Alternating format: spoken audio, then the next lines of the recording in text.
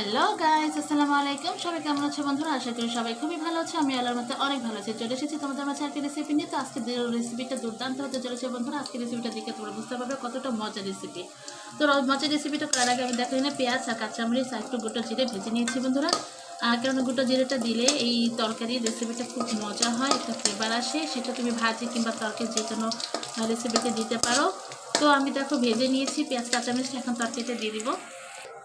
তো বন্ধুরা দেখো এখানে আলু দিয়ে রান্না করবো আজকে রেসিপিটা। আলুটা কেটে ধুয়ে নিয়েছি। এখানে আমি পরিমাণ মতো লবণ, সচের গুঁড়ো দিয়েছি 1 চামচ পরিমাণ, মরিচের গুঁড়ো 1 চামচ পরিমাণ, হলুদের গুঁড়ো 1 চামচের একটু কম। তো সবটা দিয়ে আমি এখন ভালো করে কষিয়ে নেব। কষানোর জন্য কিন্তু অবশ্যই একটু আমাকে পানি অ্যাড করতে হবে বন্ধুরা।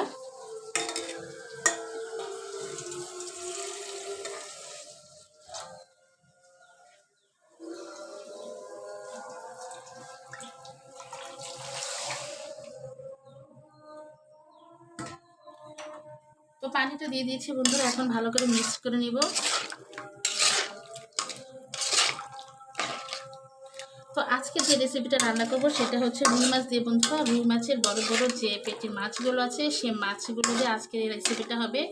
তো এখন আমি এটা কষিয়ে নিব ভালো করে আলুটা, তারপরে এখানে দিব টমেটো। আর টমেটোটা কীভাবে দিব সেটা তোমাদেরকে দেখাবো বন্ধুরা। ভিডিওটা যদি ভালো লাগে বন্ধুরা অবশ্যই একটা লাইক দিতে, আর অবশ্যই আমার চ্যানেলকে সাবস্ক্রাইব পাশে থেকো। আর বন্ধুরা তোমাদের কাছে একটা অনুরোধ, তোমরা কিন্তু ফুল ওয়াচ করে দেখবে, তাহলে কিন্তু ভিডিও বানাতে খুব ভালো লাগে। আর ভিডিও বানাতে যে একটা অনুপ্রেরণা সেটা কিন্তু আসে। তো ঢেকে দিলাম কিছুক্ষণের জন্য, একটু কষিয়ে নিব আলুটা। তো বন্ধুরা দেখতে পাচ্ছ এখানে আমি রুই মাছটা ভেজে নিয়েছি। রুই মাছটা দিয়ে আজকে তরকারিটা বানাচ্ছি।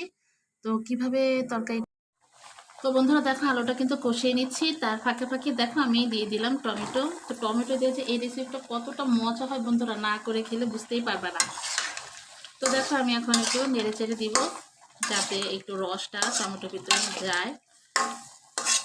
তো টমেটোটা দিয়ে আমি আবার কিছুক্ষণ কষিয়ে নিব বন্ধুরা, কারণ কষানোর মধ্যে কিন্তু সব টেস্ট লুকিয়ে থাকে, তাই অবশ্যই ভালো করে কষিয়ে নিতে হবে।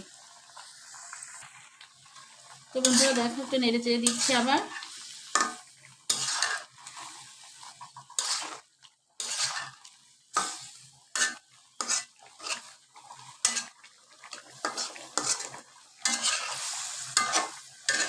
টমেটোটা আর একটু কষাতে হবে বন্ধুরা, কেননা টমেটো একটু বড় বড় আকারে দিয়েছি তো একটু সময় লাগবে। তো বন্ধুরা এখন পানি দিয়ে দিব। তো পানি দিয়ে দিয়েছি, এখন মাছও দিয়ে দিব, কেননা টমেটোটা একটু সিদ্ধ হবে এই পানির ভিতরে, তাহলে পারফেক্ট হবে। খুব বেশি একেবারে নরম যে হবে টমেটোটা তা কিন্তু না বন্ধুরা, একটু হালকা নরম করব। তো ভেজে রাখা মাছগুলো কিন্তু দিয়ে দিলাম বন্ধুরা। একটু নিচে দাবিয়ে দিচ্ছি যাতে ঝোলটা মাছের ভিতর ঢোকে। টমেটোটা কিন্তু একটু সিদ্ধ হবে, তাহলে টমেটোর যে একটা ফ্লেভার সেটা কিন্তু তরকারির মধ্যে থেকে যাবে, একটু টক টক ভাব, খুব মজা হবে, খুব টেস্টি। এটা গরম ভাতের সাথে খেতে এত মজা লাগে বন্ধুরা, না খেলে বুঝতে পারবে না। তো শেষ পর্যন্ত দেখো বন্ধুরা, পরিবেশনটা তোমাদেরকে অবশ্যই দেখাবো, সাথে থাকো, পুরো ভিডিওটা দেখতে থাকো।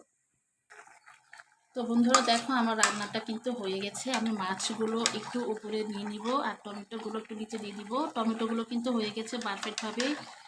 তোমরা যারা একটু বেশি সিদ্ধ খেতে চাও তারা একটু বেশি করে সিদ্ধ করতেই পারো কষানোর মধ্যে। তো আমি যেভাবে খেতে চেয়েছি ঠিক সেভাবে করলাম বন্ধুরা।